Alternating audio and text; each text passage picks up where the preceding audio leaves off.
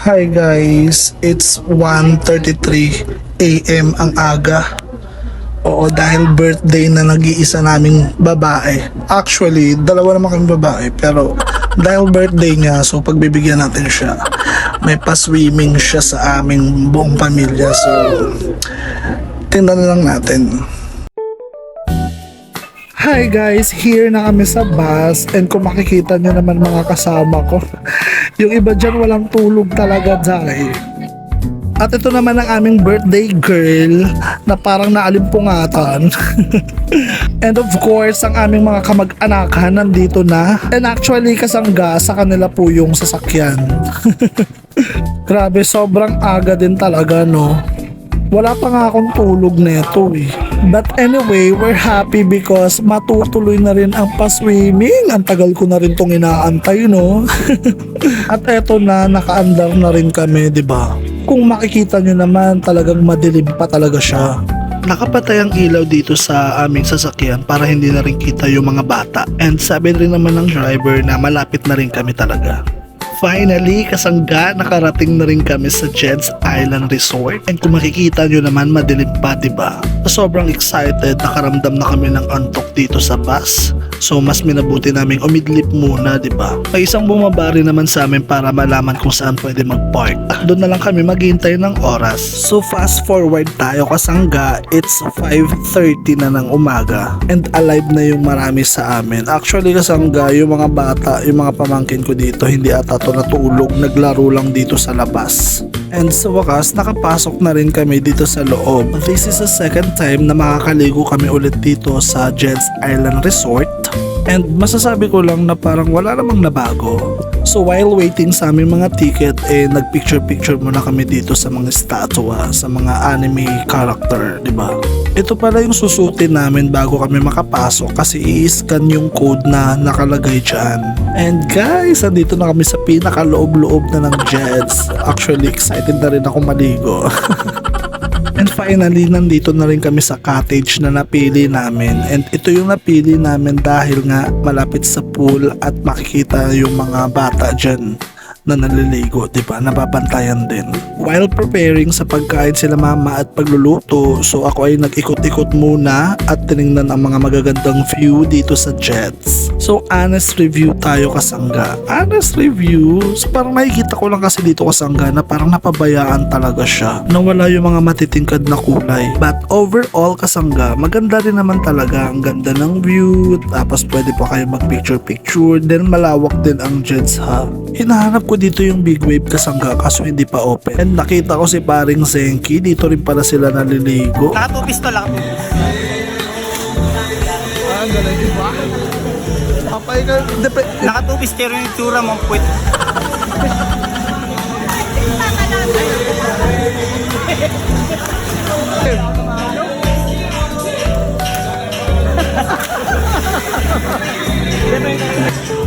pero Ay, mapayan! Una ulo!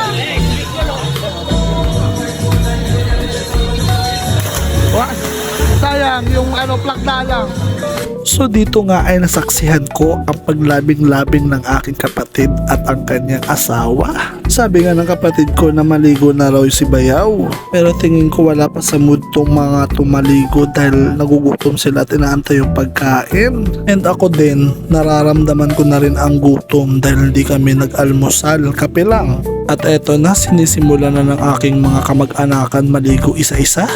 Nakita ko pala sa gilid ang aking papa at yung isa kong pamangkin na hindi marunong lumangoy kaya nagpapaalalay siya. At sa kabilang banda naman, dito naman umaamba ng aming Bayaw. Ligo na! So dito kasangga, naramdaman ko naman na marunong siya lumangoy kasi nga seaman po siya. At kakababa lang niya galing barko at syempre nandito siya para i-celebrate ang birthday ng kanyang asawa, yung aking kapatid. At dito nga kasangga ay pinagmamasdan pala siya ng aking kapatid. Masaya ako para sa aking kapatid kasi nahanap niya yung lalaking talagang mamahalin siya ng lubusan, di ba? magandang pagkakataon na rin to para makapag-banding kami buong family, diba? Isa sa mga hindi dapat nating kalimutan at dapat nating gawin sa isang pamilya is mag-banding po talaga. Dahil dito natin masusukat ang katatagan at kahalagahan ng isang pamilya. Hindi man mayaman pero buo ang pamilya, okay na. At dito nga ay tinawag na ni Mama lahat para kumain ng pananghalian. At syempre hindi rin natin makakalimutan na kantahan ng ating birthday girl. Happy birthday to you. Happy birthday, happy birthday. One more day to you. Happy birthday to you. Birthday, happy birthday.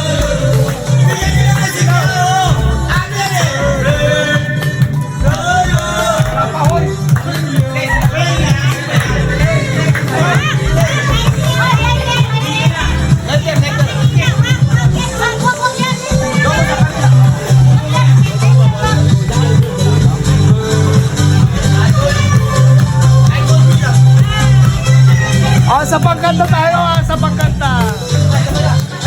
5, 6, 7. Happy birthday to you. Happy birthday to you. Happy birthday, happy birthday. Happy birthday to you. Happy birthday to you. Happy birthday to you. Happy birthday, happy birthday. Happy birthday to you. Ngayon, bigay mo ang beat. Happy birthday! Happy birthday! Sinipin mo agad. Bigay na kasi sa bila yan! Bigay isa!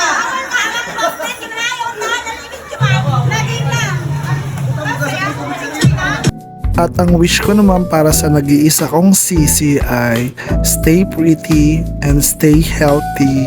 Gawin mo lang yung mga bagay na alam mong magiging masaya ka.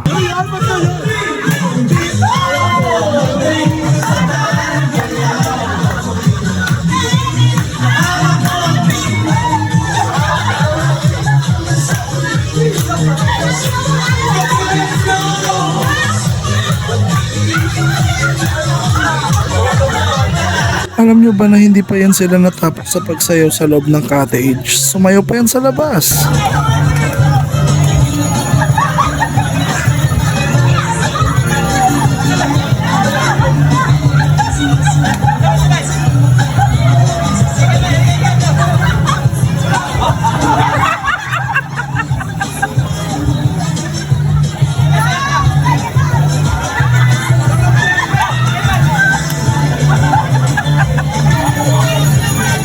At syempre hindi pa patalo ang mga girls.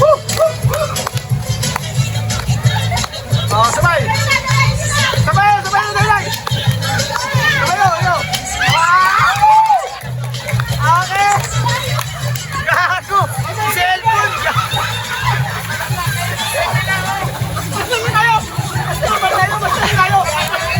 At syempre after ng kasiyahan, lumusong na ulit sa liguan. Siguro ito na rin yung way para matanggal ang stress. Medyo mahal ang pagtanggal ng stress ha. Ito yung isang araw na dapat sulitin. Yung tipong wala kang alalahanin problema. Kasi pag uuwi na naman, balik normal na naman, diba? So dito balik tayo sa 16 feet dahil sabi ng pamangkin ko ay papakitaan niya daw ako. Bilis naman!